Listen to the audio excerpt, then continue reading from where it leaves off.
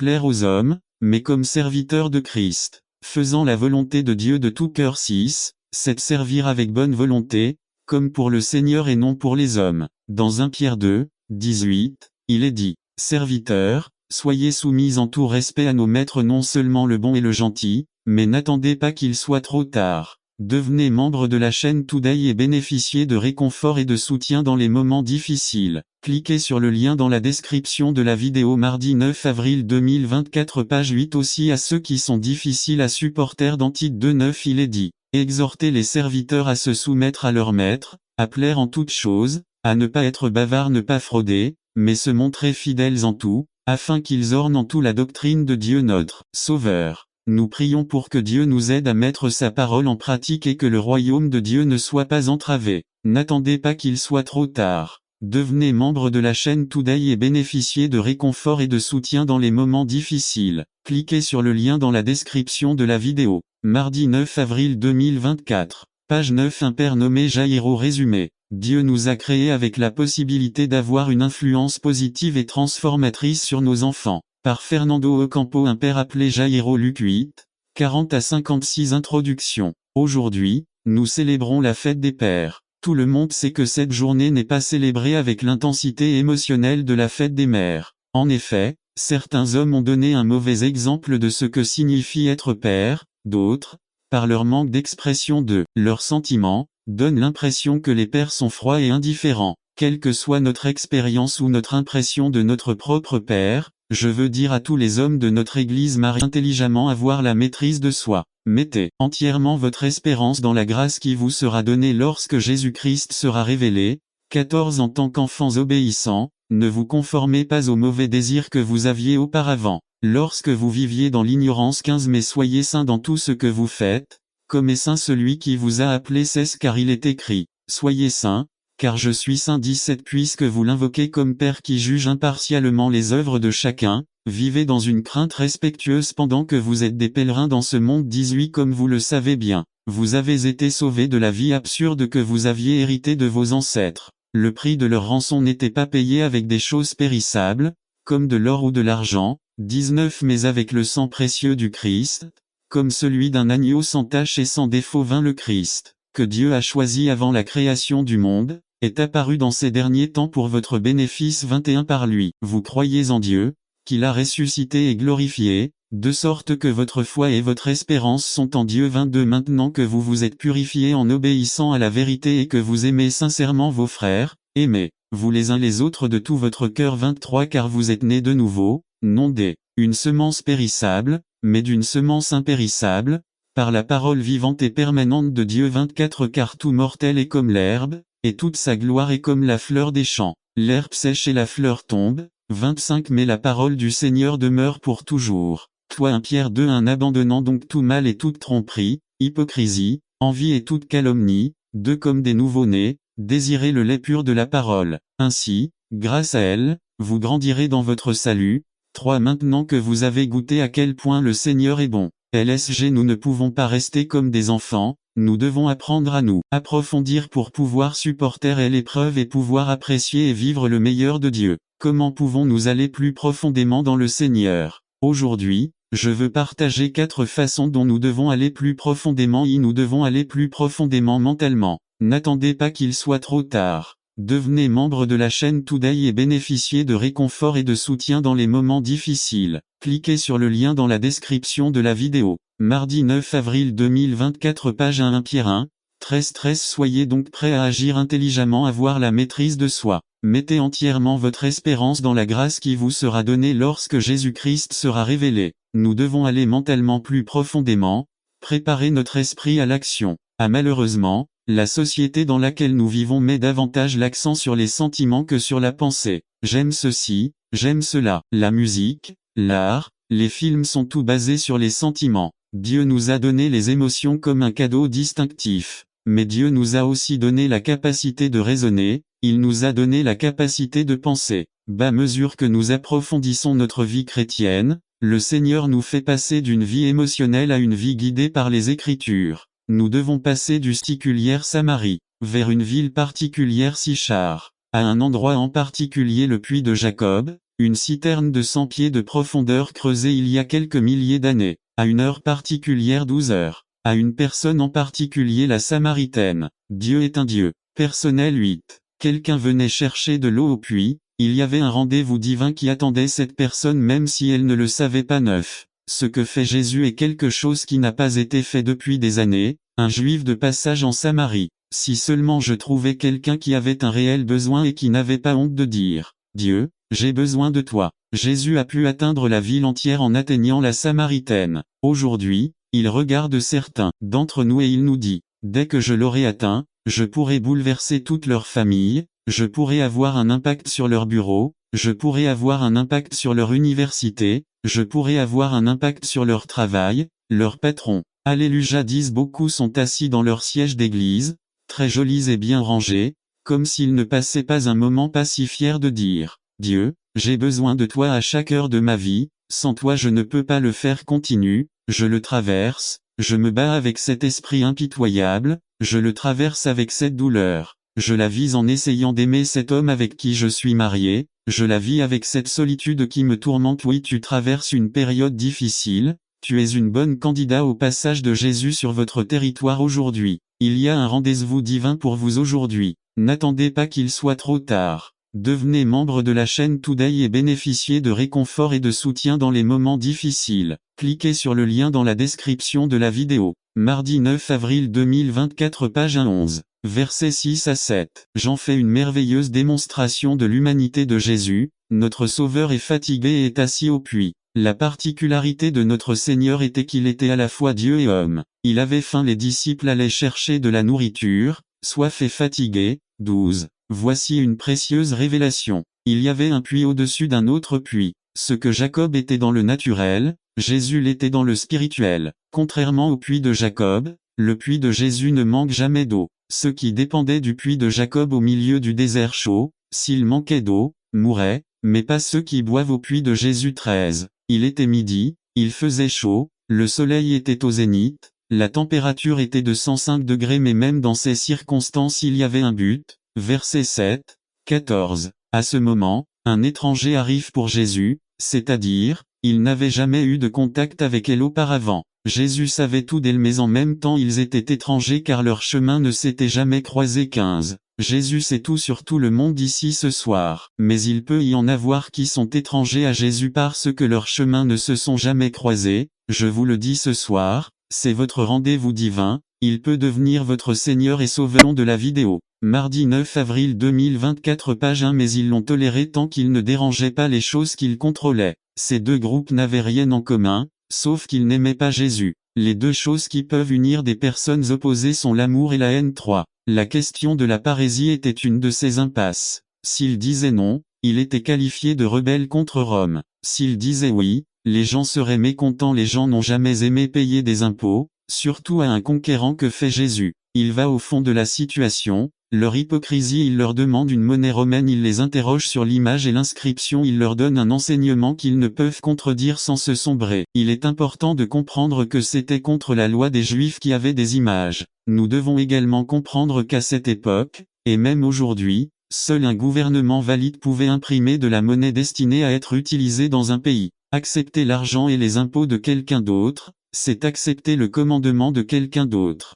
Mais ils étaient dans le temple et ils apportèrent des pièces de monnaie avec l'image de César dessus. J'imagine que lorsque Jésus a attiré leur attention sur cette question de pièces de monnaie, ils sont tous devenus pâles. Parce que probablement chacun d'eux a apporté ses pièces. Et même les pharisiens étaient prêts à recevoir les avantages que Rome apportait et à faire des affaires en utilisant la monnaie romaine, surtout pendant les périodes de célébration. Il aurait pu voir cela se terminer par rendez à César ce qui est à César, et cela aurait quand même été un énorme enseignement. Mais il a également ajouté et donné à Dieu ce qui est à Dieu. La pièce de monnaie romaine la plus courante à cette époque, le denier, portait sur une face l'inscription Auguste Tibère César, fils du divin Auguste, et sur l'autre face le grand prêtre de la nation romaine. Ouah, quel message fort! Et cela de la part d'un homme qui était un fils adoptif. Cela me rappelle une autre pièce. Celui qui a été perdu, même s'il était également réalisé avec l'image d'un roi. Cela me rappelle une autre adoption.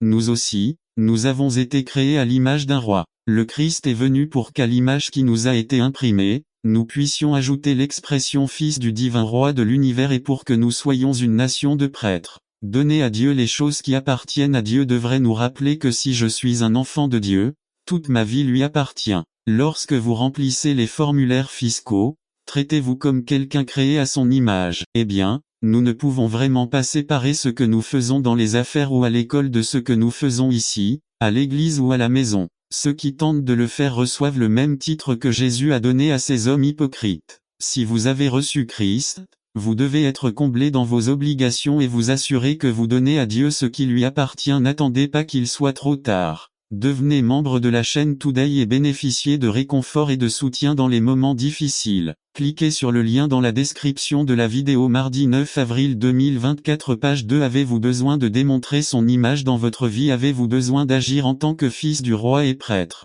Avez-vous besoin de leur place dans nos vies? Le plus tragique de ce processus est qu'il se déroule sans que nous nous en rendions compte. Je veux dire que quand quelqu'un commence à s'éloigner du Christ, il le fait graduellement.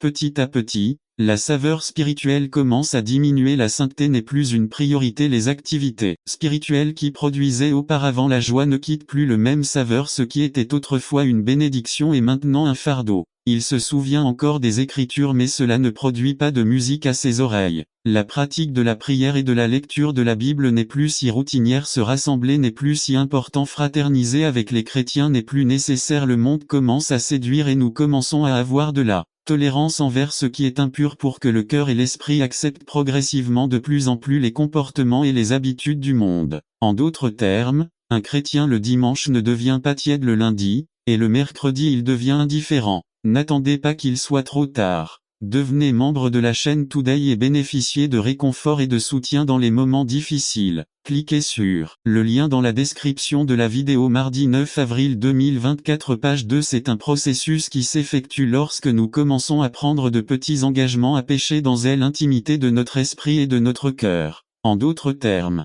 c'est un processus que parfois nous ne pouvons pas détecter à ses débuts et le plus trompeur de tous est que la personne acquiert la capacité d'apparaître extérieurement comme une religion qui semble propre alors qu'en réalité, à l'intérieur, avec chaque jour qui passe, il s'éloigne de la vérité. Chaque jour Jésus s'éloigne. Salomon a observé ce phénomène dans Proverbes 24 30 à 34. Salomon s'est rendu compte à quel point le manque d'attention, de soins, de nettoyage et d'entretien produisait la décomposition des choses matérielles. Le processus est également une réalité dans le domaine spirituel. Un champ ne se remplit pas de mauvaises herbes du jour au lendemain, cela prend du temps. C'est un processus progressif qui n'a besoin que de 3 ingrédients. Du temps combiné à un peu de négligence auquel s'ajoute toute la complaisance que l'on souhaite. Puis, au moment où nous nous y attendions le moins, nous avons découvert que nous empruntions un chemin semé d'épines et que la communication avec Dieu n'existait pas. Il est temps d'agir. Suivez selon nos émotions et ne vous souciez pas du maintien ou du nettoyage spirituel. Ou existait-il une autre option qui est une bonne nouvelle? Le processus de décadence spirituelle est réversible. La grâce de Dieu te permet de te tourner, de faire un toit. Si cela ne se produit pas dans votre vie, alors nous devons empêcher que cela se produise. Éviter de tomber dans la pauvreté spirituelle. Comment chaque jour, nous devons nous arrêter en chemin et réfléchir sur notre qualité de vie en Christ. Écouter sa parole, entendre ce qu'elle nous dit, répondre par obéissance à cette voix. Dieu nous offre son aide, il nous offre son Saint-Esprit qui nous enseigne, nous reprend, nous montre le péché, le gaspillage, la saleté, la mauvaise herbe, l'ivraie qu'il faut éliminer. Jean 16 7 à 11 ans. Ses parents croyants l'ont exhorté à donner sa vie au Christ. Mais elle, dans le péché, voulait continuer. Le péché a entraîné une mort vivante. Il n'a pas terminé ses études. Je change mes vrais amis pour ceux du monde. Ceux que je considère comme des amis l'ont laissé à son sort. Il ne lui parle pas. Je suis tombée enceinte. N'attendez pas qu'il soit trop tard. Devenez membre de la chaîne Today et bénéficiez de réconfort et de soutien dans les moments difficiles. Cliquez sur le lien dans la description de la vidéo.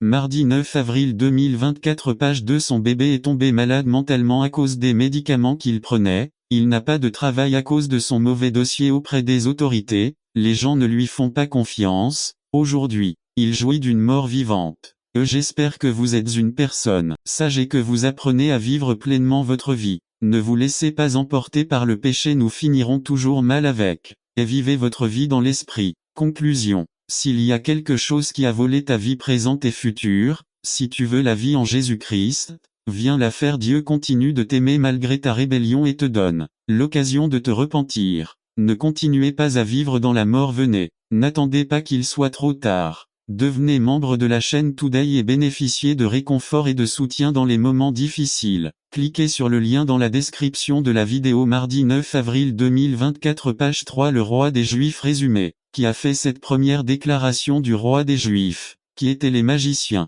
astrologues, astronomes ou sorciers? Observez le message que l'Écriture nous montre ici pour l'édification. Par Georges Alvarez, le roi des Juifs, MT 2 1 à 12. Introduction. Service du soir du 22 décembre 2002 à Ebenezer, Union City, Californie. Des sages vinrent de l'Est à Jérusalem, disant: Où est le roi des Juifs?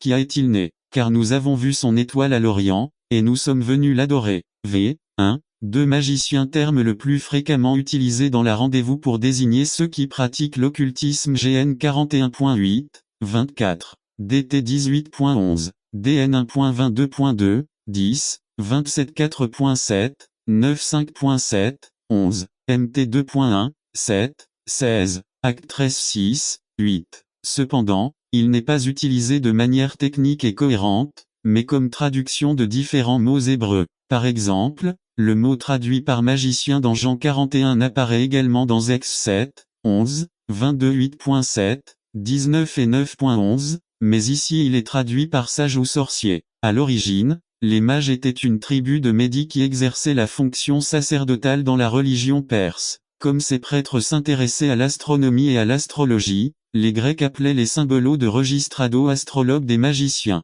Au temps de Daniel, le nom de magicien était appliqué à une tribu sacerdotale ou à un groupe de sages dont Daniel devenait le chef. DN 4,9. La capacité de Daniel venait de Dieu, même si les païens théologie de la régénération. Tout ce qu'elle savait, c'était le témoignage de son Père. Ce jour-là, elle a donné son cœur au Seigneur, qui m'écoute aujourd'hui. Comment est votre relation avec Dieu? Répondez-vous à votre appel divin, de faire de votre famille un disciple. Bénédiction. Jude 1. N'attendez pas qu'il soit trop tard, devenez membre de la chaîne aujourd'hui et obtenez du réconfort et du soutien dans les moments difficiles de la vidéo. Mardi 9 avril 2024, page 6. En route vers l'autre côté. Résumé. Il n'y a aucun moment de notre vie, aussi difficile soit-il, où le Seigneur n'est pas présent. Par Juan Alvelot. Titre. Sur le chemin de l'autre côté. Texte. Marcos 6, 45 à 52. Introduction. L'un des événements les plus spectaculaires de l'histoire, la vie de Jésus, a été le moment où il a marché sur les eaux, démontrant sa souveraineté sur la nature et apprenant à ses disciples à lui faire entièrement confiance. Objectif. Il n'y a aucun moment dans notre vie, aussi difficile soit-il, où le Seigneur est pas présent. Question interrogative. Écoutons-nous sa voix. Suivons-nous vos instructions. Transition. Tout commence avec l'alimentation des 5000 personnes, quelque chose qui était extrêmement miraculeux. Mais l'expérience des disciples ne faisait que commencer. Acte suivant, Jésus leur ordonne de monter dans un bateau et de traverser la mer de Galilée. Et il défie notre obéissance à il nous envoie de l'autre côté. V. 45.1. De l'autre côté de la mer à la mer, obstacle. Les obstacles sont toujours sur le chemin. B. Combien de fois le Seigneur t'a-t-il envoyé seul et tu te demandes: Seigneur, mais que dois-je faire? Où vais-je? B. Il a un plan spécial. V. 46 à 47.1. Le Seigneur sait ce qu'il fait. Transition. C'est bien que Dieu ait le plan parfait pour nos vies et au milieu de ce plan, il nous enseigne ce qui est nécessaire pour lui faire confiance. 2. Il teste notre foi à la fois pour reconnaître sa présence. V. 48 à 49.1. Jésus regarda. L'œil du Seigneur est sur ceux qui le craignent. Psaume 33 18.2. Jésus vient à notre secours à attends, yo. Dieu est notre refuge. Psaume 46, 1. N'attendez pas qu'il soit trop tard. Devenez membre de la chaîne Today et bénéficiez de réconfort et de soutien dans les moments difficiles. Cliquez sur le lien dans la description de la vidéo. Mardi 9 avril 2024, page 1b. La foi pour reconnaître sa voix. V. 51. Jésus aide. Transition. Au milieu des difficultés et des épreuves, il y a un Dieu qui, dans son grand amour, nous façonne et nous apprend à lui faire entièrement confiance. Il contrôle nos vies. À sa présence apporte la paix au milieu de la tempête. V. 51 à 1. Quand il arrive, la paix vient. B. Sa présence apporte l'étonnement après la tempête. V. 51b. Transition. Dieu a le plan parfait pour nos vies. Conclusion. A. Suivons-nous vos instructions? Ou avons-nous peur des obstacles? B. Ce matin, dis-lui, Seigneur, je veux suivre ta voie, peu importe où tu me dis d'aller. C. Ce n'est qu'en passant par le test que nous pouvons vérifier la 2024 page 1 IUN chef de Dieu 1 Pierre 5, 1 aux anciens qui sont parmi vous, moi, qui suis un ancien comme eux, témoin des souffrances du Christ et ayant part avec eux à la gloire qui est à venir révélée. Je vous en prie, à l'intention de Dieu était de laisser une structure dans l'Église. Dieu a désigné des dirigeants mûrs et spirituels dans la congrégation pour superviser l'Église. Les anciens de l'Église sont les bergers du troupeau de Dieu qu'il leur a confié.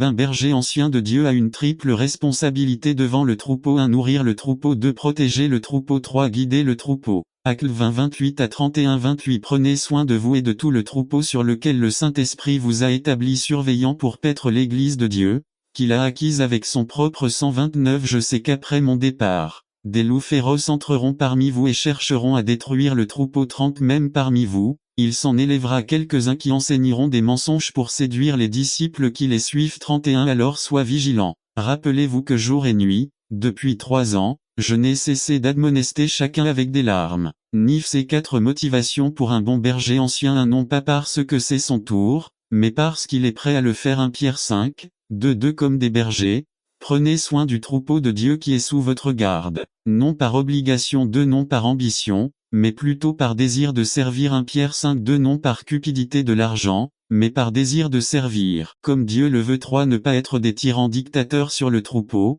mais être un exemple pour eux. 1 Pierre 5, 3. Ne soyez pas des tyrans envers ceux dont vous avez la garde, mais soyez des exemples pour le troupeau. 4. Ne pas chercher l'approbation de l'homme, mais l'approbation de Dieu. 1 Pierre 5, 4. Ainsi, lorsque le berger suprême apparaîtra, vous recevrez la couronne de gloire qui ne se fane pas. Un disciple de Dieu, un bon disciple est celui qui se soumet humblement. 1 Pierre 5, 5. De même, jeunes gens, soumettez-vous aux anciens. Habillez-vous tout d'humilité dans vos relations les uns avec les autres, car Dieu s'oppose aux orgueilleux, mais il fait grâce aux humbles.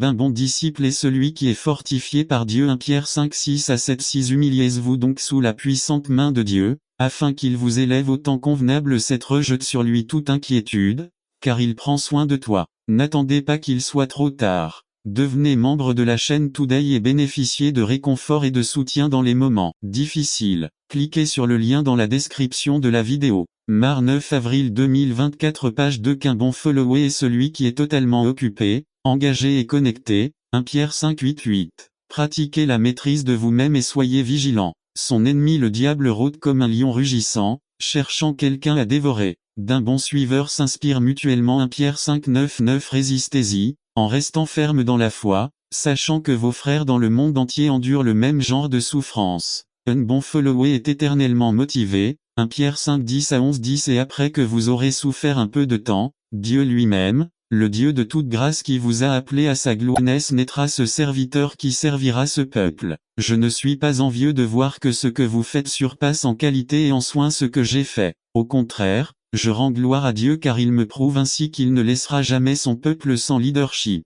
Pour moi, ce que dit la Bible est très clair: il y a différents dons, mais un seul esprit. Il existe différentes manières de servir, mais le même Seigneur Dieu a placé chaque membre dans le corps comme il l'entendait. L'Église n'accomplit pas sa mission à travers des départements ou à travers des impositions, mais à travers un ministère partagé où pasteurs, diacres, dirigeants et membres conviennent d'unir leurs ressources et leurs efforts pour travailler en équipe, où le Seigneur Jésus est notre coach et le Saint-Esprit est celui qui met en nous la puissance, l'enthousiasme et la motivation dont nous avons besoin. Dans cette année qui va bientôt commencer, pasteurs, diacres, dirigeants et membres, nous serons tous au front de la tranchée. Parce que je comprends que la volonté de Dieu est que nous restions ensemble et que nous n'attendions pas qu'il soit trop tard. Devenez membre de la chaîne Today et bénéficiez de réconfort et de soutien dans les moments difficiles. Cliquez sur le lien dans la description de la vidéo. Mardi 9 avril 2024 mission page 2. Jusqu'au bout de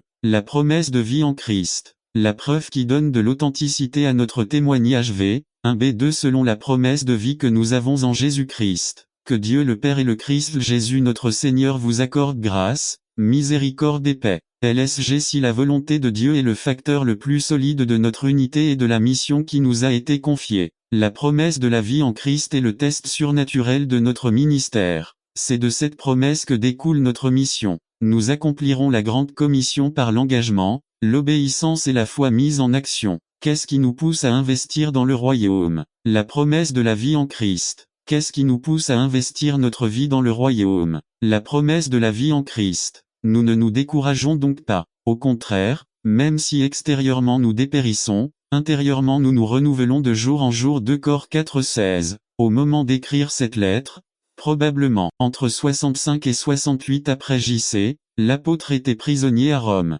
Nous savons tout que dans une prison, rien ne produit d'inspiration ou d'optimisme. Mais pour l'apôtre, son véritable environnement n'était pas une prison froide, mais la communion vitale et réelle avec le Christ à travers la vie éternelle. Dieu le Père et le Seigneur Jésus sont la source de la promesse de vie qui a apporté la grâce, la miséricorde et la paix de Dieu à chacun de nous. C'est pourquoi l'apôtre peut exprimer à son jeune lecteur Timothée, que Dieu le Père et le Christ Jésus notre Seigneur vous accordent la grâce, la miséricorde et la paix. Cette promesse de vie est ce qui nous encourage à être fermes dans les épreuves et nous donne le courage d'avancer dans la victoire. Paul a été très clair sur le fait que la vraie vie ne peut être trouvée que dans l'union avec Christ et que son niveau le plus élevé se trouve dans l'obéissance à la volonté de Dieu. Puisque c'est la seule vie qui brille et qui soit fondée sur des promesses, n'aime pas le diable, car les croyants à qui il écrit auraient dû jouir de la bénédiction d'avoir connu le Christ qui donne la force de ne pas vaincre la tentation de. Jacques rejette toute idée qui blâme Dieu, les étoiles ou même le diable pour nos actions. Il termine cette section avec un argument positif lorsqu'il s'agit de vaincre la tentation. 3. Jacques vient de préciser que ce n'est pas Dieu qui provoque la tentation, puisque Dieu ne commande que de bonnes choses. 17. Tout don bon et tout don parfait vient d'en haut, du Père des Lumières chez qui il n'y a ni variation ni ombre de changement. 4. Dieu ne change pas comme les sables mouvants de la marée contrôlés par les ombres toujours changeantes de la lune. Dieu ne change pas, il est toujours le même. 5. Croire que Dieu change, c'est nier que tout don bon et tout don parfait vient de lui, c'est être trompé ou se tromper ou tomber dans la tentation. 16. B. Il est intéressant de voir comment Jacques se réfère à Dieu comme au Père des Lumières. Évidemment, les croyants de Santiago croyaient aussi que leur vie était sous les forces astrales ou les étoiles. Et puisque Dieu est le créateur des étoiles, alors Dieu est celui qui permet la tentation. 1. En affirmant que Dieu est le Père des Lumières, il voulait dire que si Dieu ne change pas et si Dieu contrôle les lumières et ne donne que de bons cadeaux, les étoiles n'ont rien à voir avec le destin d'une personne. Le destin est dans les décisions que nous prenons d'eux. Ne blâmez pas Dieu pour vos épreuves qui résultent de votre soumission à la tentation. Seules les bénédictions viennent de Dieu lorsque la personne se connecte à lui. 3. Tout don bon et tout don parfait. Penser que Dieu commande le mal ou la tentation, c'est le rendre imparfait. C'est comment éviter et surmonter la tentation. N'attendez pas qu'il soit trop tard. Devenez membre de la chaîne Today et bénéficiez de réconfort et de soutien dans les moments difficiles. Cliquez sur le lien dans la description de la vidéo. Mardi 9 avril 2024 page 2.1. Sachez qu'ils arrivent. Penser que certaines tentations ne peuvent pas nous atteindre est la plus grande erreur à laquelle le croyant puisse devenir la proie. Ce sont eux qui sont les victimes de reconnaître et détecter la tentation. Moi seul c'est ce que je suis tenté de faire. 3. Éviter la tentation. Moi seul peux prendre la décision de ne pas me soumettre aux tentations auxquelles je suis susceptible. 4. Décider de ne pas céder à la tentation, tout comme Daniel et ses compagnons l'ont résolu dans leur cœur, tout comme Joseph a fui face à la tentation.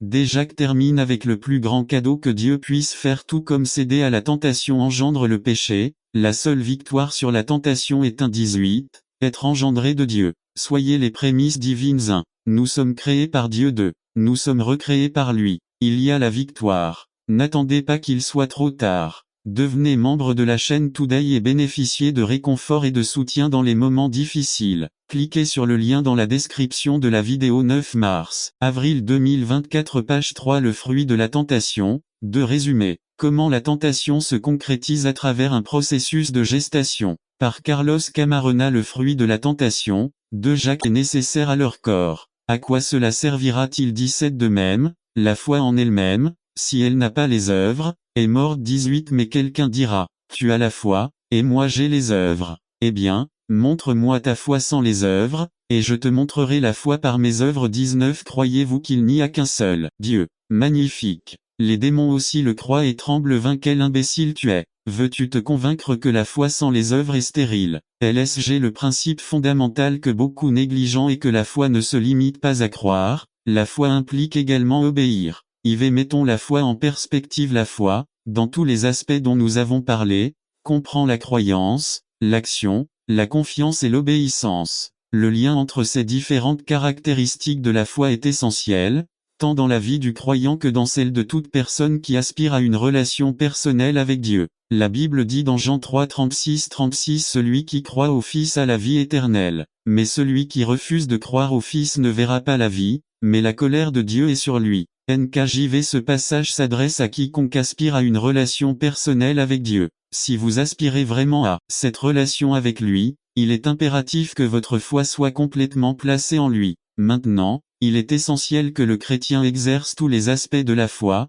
afin d'avoir une relation solide, hors de danger et sécurisée en Dieu, tout comme le sage. Hébreux 3, 12-19 ne pourrait pas être plus clair. 12 Prenez garde, frères, qu'aucun de vous n'ait un cœur pécheur et incrédule qui vous amène à vous éloigner du Dieu vivant. 13 Mais pendant que dure cet aujourd'hui, encouragez-vous les uns les autres chaque jour, afin qu'aucun de vous ne s'endurcisse par la tromperie du péché. 14 Nous sommes venus partager avec le Christ, pourvu que nous maintenions jusqu'au bout la confiance que nous avions au commencement. 15 Comme il vient d'être dit, si vous entendez sa voix, aujourd'hui, n'endurcissez pas votre cœur comme cela s'est produit lors de la rébellion. 16 Qui étaient ceux qui entendirent et se révoltèrent? Tous ceux qui ont quitté l'Égypte n'ont-ils pas été guidés par Moïse? 17 Et contre qui Dieu fut-il en colère pendant 40 ans? N'étaient-ce pas ceux qui ont péché, qui sont tombés morts dans le désert? 18 Et à qui Dieu a-t-il juré qu'il n'entrerait jamais dans son repos, sauf ceux qui désobéissaient? 19 Comme nous pouvons le voir, ils ne pouvaient pas entrer à cause de leur incrédulité. Nive. N'attendez pas qu'il soit trop tard.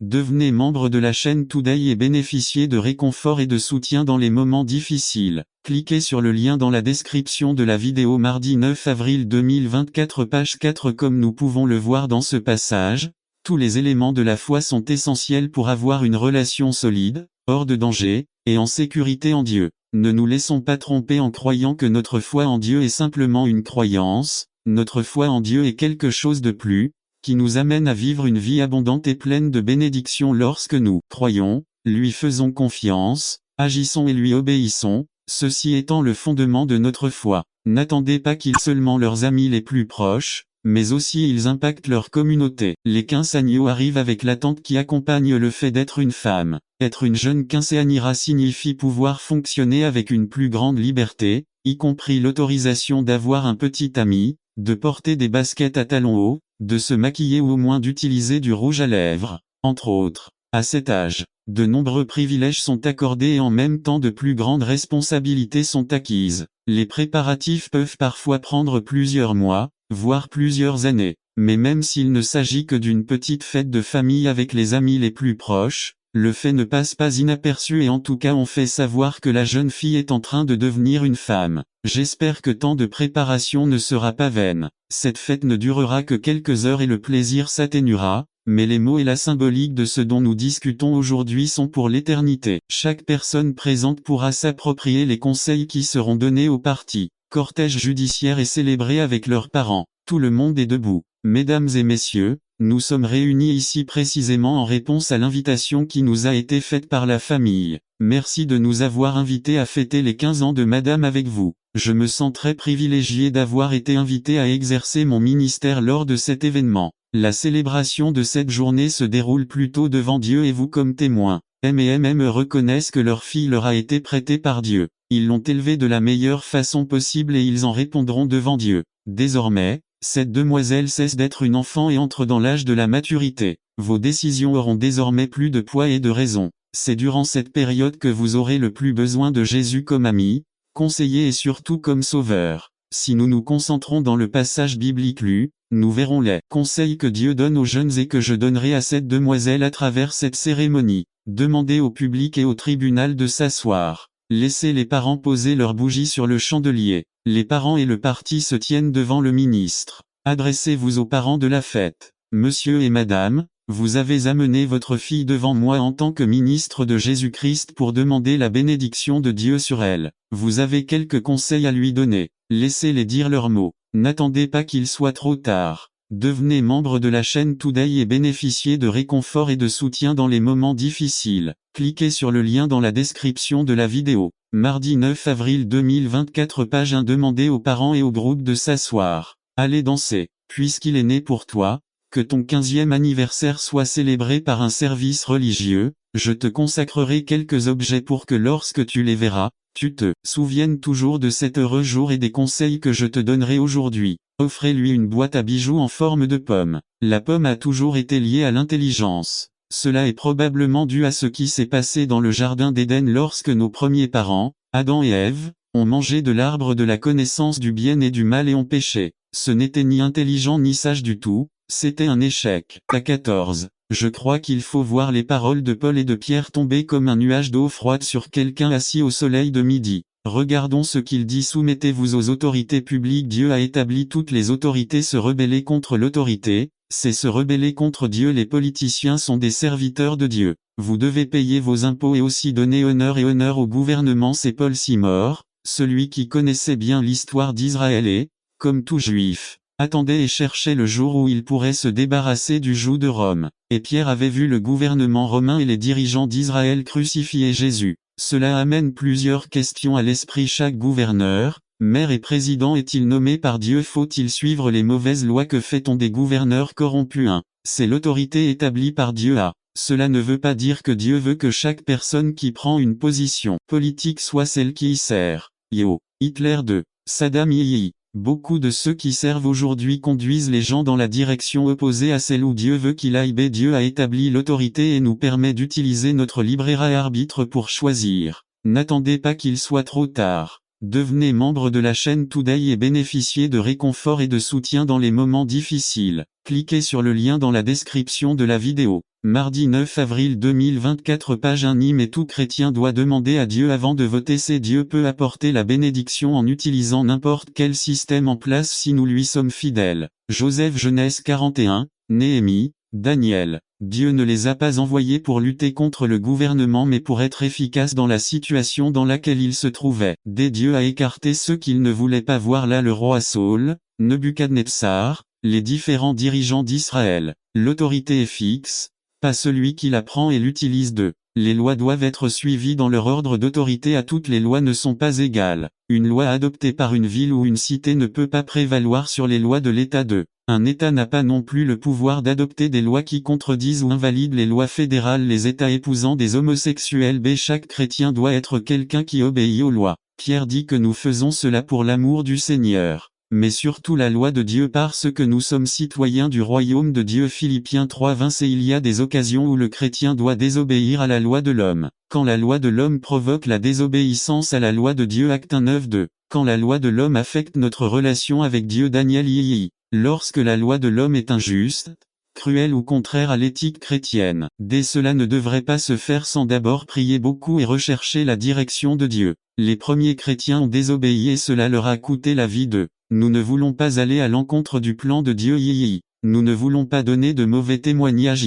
Nous ne voulons pas faire cela juste pour notre commodité. 1 Pierre 2:16-3. Dieu va prendre soin des dirigeants corrompus. Le chrétien doit être conscient de la politique. Ézéchiel 33:6 dit que Jéhovah demandera des comptes aux gardiens. Nous ne pouvons pas nous endormir ni cesser d'enseigner à notre peuple et à nos enfants à voter. Selon que 4 pages 1 utilisé 28 fois dans les livres de Matthieu et Luc. Signification: toute condition positive qu'une personne éprouve, ou simplement soyez heureux. Commentaire sur la connaissance biblique: avoir une perspective éternelle plutôt que terrestre. Béatitude. Signification: la reconnaissance d'une condition bénie devant Dieu et l'homme. Commentaire sur la connaissance biblique. Exemple dans l'Ancien Testament. Psaume 1. Proverbe 14:21. Persécution. V22. Il existe différents types mentionnés ici. 1 NN. Traiter une personne ou une chose avec une aversion et un dégoût très fort. 2. Séparer les uns des autres. Discriminer ou excommunier. Ne vous associez pas à une personne et ne la laissez pas entrer dans votre cercle social. Jean 9:1-2,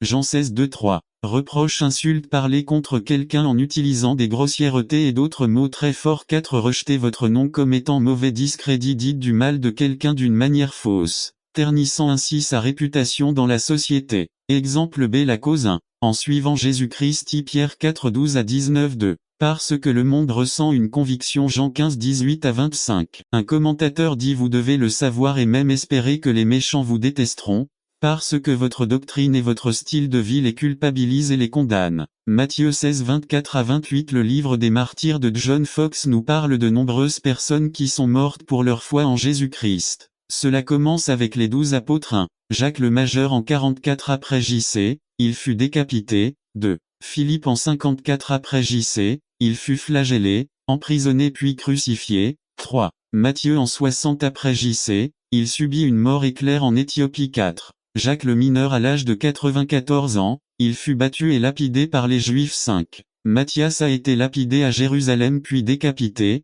6. Andrew prêchait l'évangile en Asie, et quand il est arrivé à Édessa, il a été capturé et crucifié sur une croix en forme de X. N'attendez pas qu'il soit trop tard. Devenez membre de la chaîne Today et bénéficiez de réconfort et de soutien dans les moments difficiles. Cliquez sur le lien dans la description de la vidéo. Mardi 9 avril 2024 page 2-7.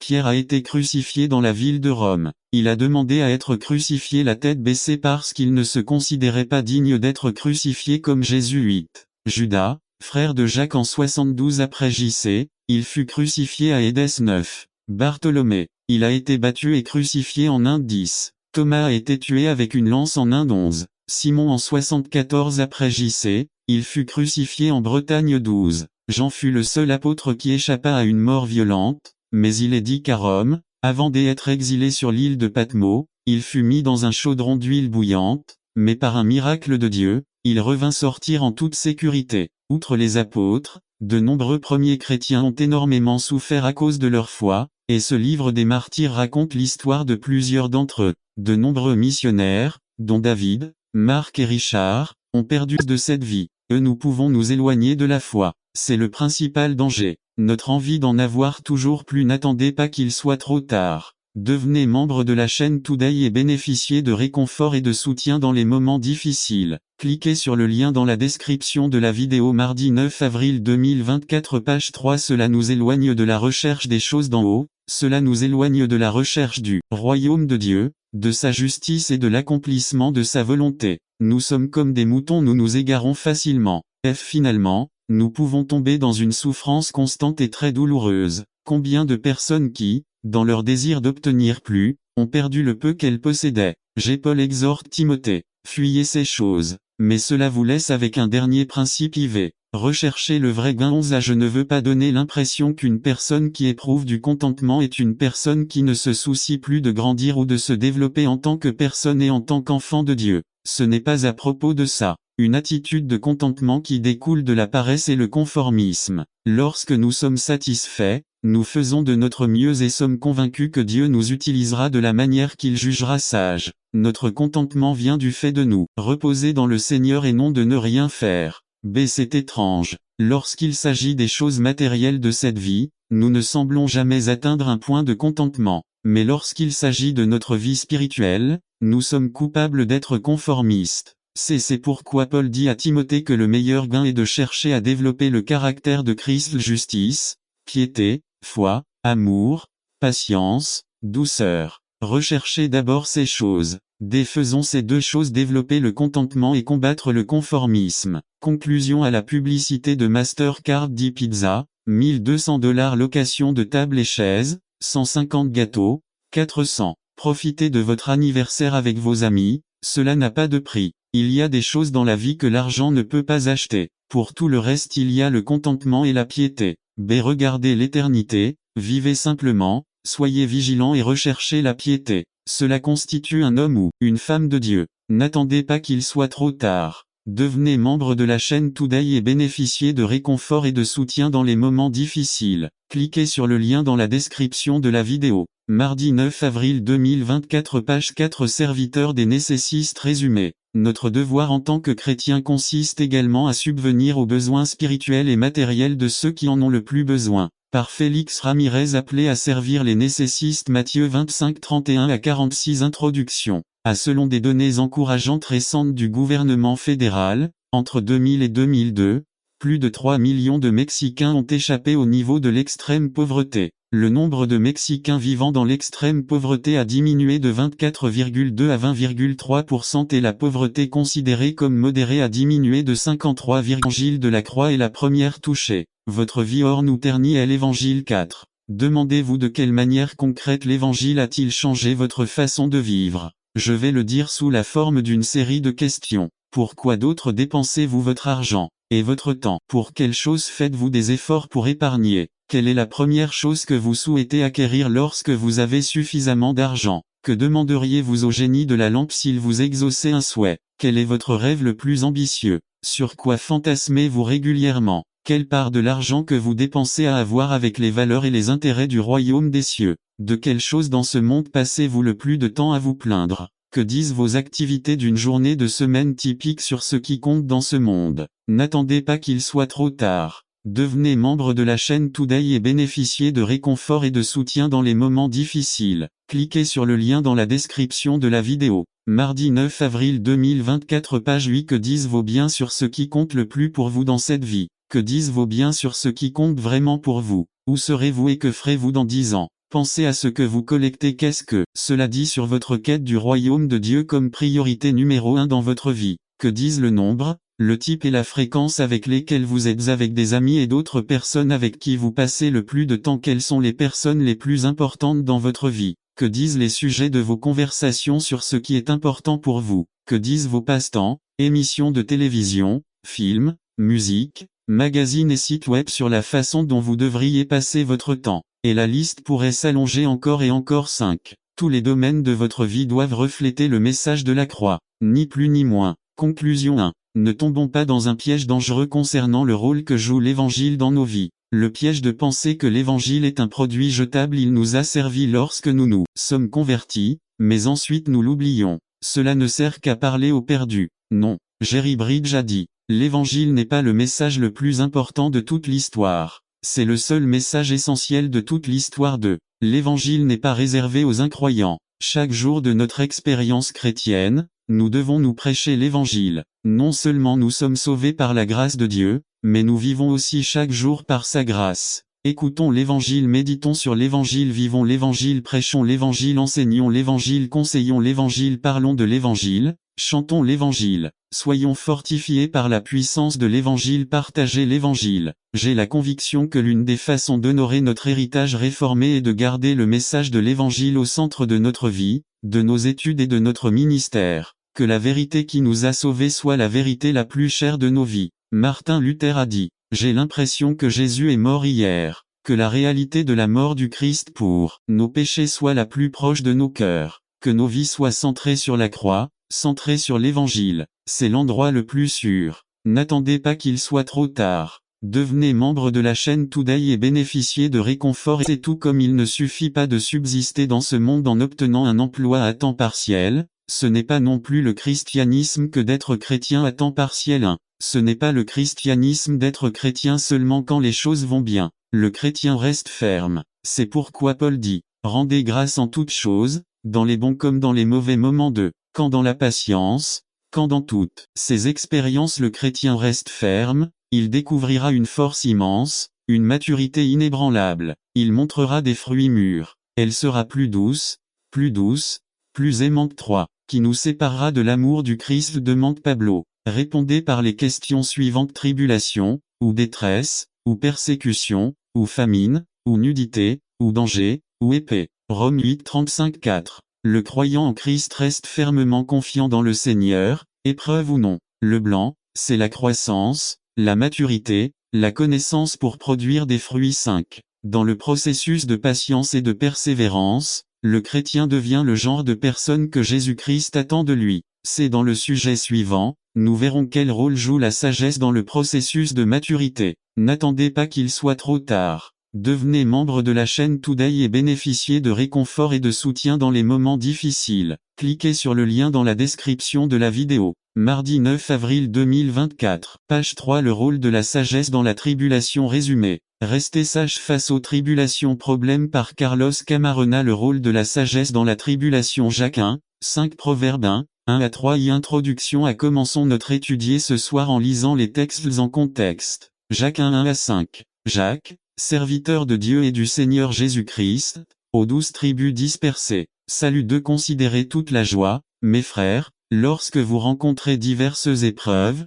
3 Sachant que l'épreuve de votre foi produit la patience 4 Mais que la patience accomplisse son œuvre complète, afin que vous soyez parfaits et complets, ne manquant de rien 5 Et si quelqu'un d'entre vous manque de sagesse, qu'il la demande à Dieu, qui donne à tous généreusement et sans reproche, et elle lui sera donnée 1. Dans la plupart des cas, nous interprétons 5 en relation avec notre besoin de comprendre la Bible. Nous encourageons les gens à prier avant d'ouvrir la Bible et nous utilisons ce texte en termes généraux, tout va bien. Mais nous souhaitons étudier ce texte dans le contexte dans lequel il a été rédigé. Ce contexte est celui des épreuves, des tribulations, des problèmes, des difficultés que traverse le croyant 3. Dans ce cas, il s'agissait de croyants dispersés dans tout l'Empire romain et qui traversaient sûrement des moments difficiles 4. Dans ce contexte, on retrouve également la nécessité de développer la patience ou la persévérance à la lumière des tribulations qu'ils traversaient 5. Mais comme Jacques n'a pas été écrit uniquement pour cette époque, nous souhaitons découvrir comment ces passages s'appliquent à nous 6. Mais nous n'y croyons pas vraiment dans nos vies. Ou bien nous disons que Dieu est bon. Nous pouvons enseigner à un cours la bonté de Dieu, mais quand quelque chose de grave arrive, nous doutons de sa bonté et nous nous demandons comment il a pu laisser cela se produire. Nous disons que Dieu répond à la prière, mais nous nous retrouvons à peine en train de prier. Nous disons que nous devrions méditer sur la parole de Dieu, mais même si nous connaissons sa parole, nous nous trouvons remplis de la communication du monde. Nous connaissons bien l'actualité du jour, d'ici et de l'autre bout du monde, mais peut-on citer les 10 commandements? Pouvons-nous nous souvenir des béatitudes? Nous disons donc que nous aimons la parole de Dieu, mais nous ne l'aimons pas vraiment, mais nous la connaissons plutôt superficiellement. Nous montrons que nous ne sommes que des auditeurs. Toute cette connaissance nous inocule contre la vérité. Nous écoutons encore et encore sans le remplissage du Saint-Esprit, et rejetant l'œuvre de l'Esprit dans nos cœurs, nous nous convainquons qu'il suffit d'entendre la vérité. Mais alors nous commençons à croire que la parole de Dieu est monotone, impuissante et familière. Quand on le lit, il ne nous laisse plus aucune impression. Ce n'est pas un plaisir et cela ne nous donne aucune illusion, mais nous le considérons plutôt comme une responsabilité douloureuse. L'esprit s'éteint et nous devenons des robots intelligents aux vies superficielles. À la lumière de tout cela, permettez-moi de répéter ma proposition avant de regarder notre texte. Proposition. La connaissance de Dieu est le plus grand danger pour l'homme lorsqu'elle n'est pas assimilée pratique dans nos vies pour la gloire de Dieu. Examinons maintenant notre texte dans Matthieu 5. Ici, le Seigneur parle à ses disciples et compare la justice superficielle et plastique à celle qui naît d'une profonde conviction que Dieu est vrai. Cette conviction se manifeste dans une vie qui reflète la gloire de Dieu. Regardons notre texte. Matthieu 5, 16 à 20 Que votre lumière brille devant les hommes, afin qu'ils voient vos bonnes œuvres et glorifient votre Père qui est aux cieux. 17 Ne pensez pas que je sois venu pour abolir la loi ou les prophètes. Je ne suis pas venu pour abroger, mais pour accomplir. 18 Car en vérité, je vous le dis, jusqu'à ce que le ciel et la terre soient passés,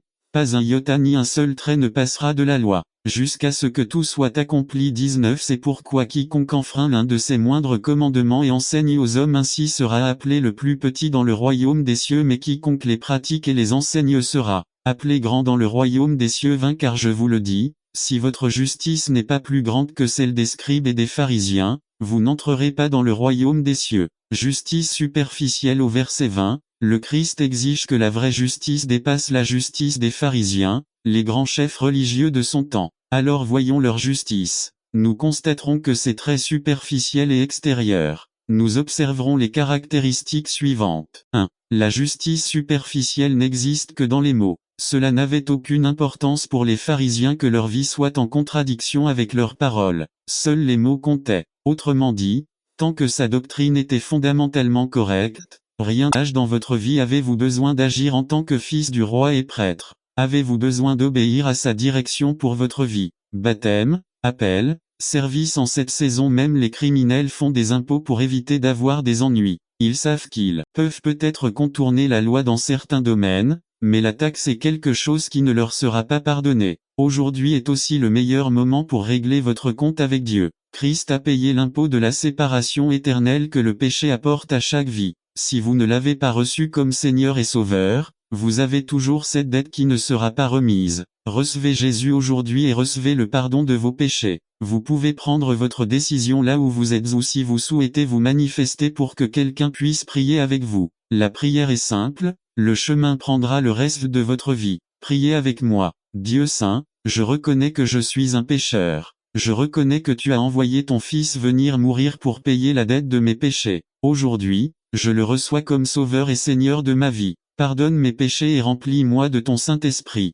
Au nom de Jésus, Amen. N'attendez pas qu'il soit trop tard. Devenez membre de la chaîne Today et bénéficiez de réconfort et de soutien dans les moments difficiles. Cliquez sur le lien dans la description de la vidéo. Mardi 9 avril 2024 page 3 résumé des rendez-vous romantiques. Un sermon qui étudie la cour, les rendez-vous romantiques et la responsabilité d'un chrétien. Par Nestor Mangivard. Citation romantique Romains 12 1-3 Introduction. Box Muhammad Ali a enseigné au monde quelque chose qui n'avait jamais été vu auparavant, la corde, une drogue. Alors que la plupart pensaient qu'il ne pouvait pas vaincre le puissant Georges Foreman, il a réalisé ce qui semblait impossible. Comme l'a fait, attaquer le corps. Satan a la même stratégie. Il a attaqué la tête Christ et a raté. Maintenant, il a changé sa stratégie pour attaquer le corps, c'est-à-dire le corps physique et collectif l'Église. Nous allons examiner quelque chose auquel de nombreux chrétiens ne prêtent pas beaucoup d'attention: les fréquentations. Quelle est la différence entre la cour et les rendez-vous romantiques?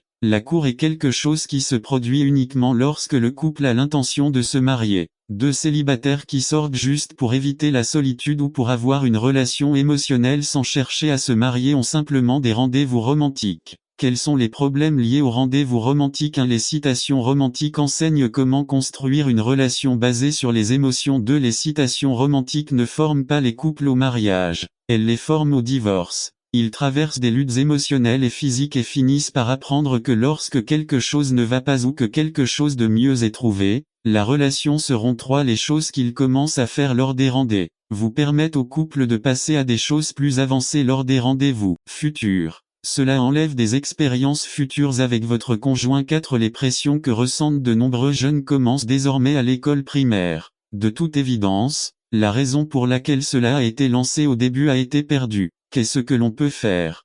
Meurtrier, transgresseur du sabbat et favoritisme, népotisme, racisme, etc. Jacques met tout cela sur le même plan. Transgresseur de la loi 1. Les auteurs du Nouveau Testament considéraient la discrimination ou le fait de favoriser une personne plutôt qu'une autre comme un péché grave. 2. Galates 3 27-28 affirme que car tous ceux d'entre vous qui ont été baptisés en Christ ont revêtu Christ. Il n'y a plus ni juif ni grec, il n'y a plus ni esclave ni libéral, il n'y a plus ni mâle ni femelle car vous êtes tous un en Jésus-Christ. 3. Dans Colossiens 3:11, Saint Paul affirme que les barrières entre juifs et grecs, circoncis et incirconcis, analphabètes et instruits, esclaves et libéras, ont été brisées. Voir Éphésiens 2:11-22 pour savoir comment ces barrières continuent de subsister pour ceux qui n'ont pas Christ. B. La destinée du transgresseur, dit Jacques, est un jugement sans miséricorde. 2:13. Santiago pointe du doigt ceux qui agissent de la sorte. 1. 2:13. Car un jugement sans miséricorde sera rendu à celui qui ne fait preuve d'aucune miséricorde, et la miséricorde se glorifie contre le jugement. C'est le côté négatif de la béatitude de Matthieu 5:7. Bienheureux les miséricordieux car ils obtiendront miséricorde. 2. Ceux qui ne sont pas miséricordieux envers les plus défavorisés de la société ou de l'Église ne peuvent pas attendre la miséricorde de Dieu, même s'ils ont prêché au nom du Christ, suscité des églises pour sa gloire. Voir Matthieu 25:44. 46:3. Les enseignements de Jésus dans les évangiles mettent l'accent sur le caractère de Dieu qui offre gratuitement sa miséricorde à ceux qui la demandent, tandis qu'en même temps cette miséricorde se retire lorsque ceux qui la reçoivent n'agissent pas de la même manière envers leurs semblables. Voir Matthieu 18:23-35-4. Jacques dépeint Dieu comme un juge qui siège pour juger le transgresseur qui a fait preuve de favoritisme envers une certaine personne ou un certain groupe de personnes. Mais Dieu veut que la miséricorde triomphe du jugement. Jacques 2:13-5. Pour Santiago, la partialité manifestée en faveur d'un groupe au détriment de l'autre est un péché. Celui qui commet de tels péchés est considéré comme un transgresseur de la loi. 2:9. L'argument de C. James est que dans l'Église du Christ, il ne peut y avoir aucune discrimination en matière de race, de nationalité, de classe sociale, de sexe, de couleur de peau, etc. 1. Cet enseignement est aussi pertinent aujourd'hui, et peut-être même plus, qu'à l'époque de Jacques et de Paul. N'attendez pas qu'il soit trop tard. Devenez membre de la chaîne Today et bénéficiez de réconfort et de soutien dans les moments difficiles. Cliquez sur le lien dans la description de la vidéo. Mardi 9 avril 2024, page 3. Le problème persistant du favoritisme, des préjugés et du népotisme qui montre, plus souvent que nous le souhaiterions, son visage laid dans les églises et les organismes administratifs, perdurera peut-être jusqu'au retour de Jésus. La plupart du temps, ces favoritismes prennent des formes subtiles, mais ils finissent, cela devient votre destin. Mode de vie. Un livre commence par écrire le premier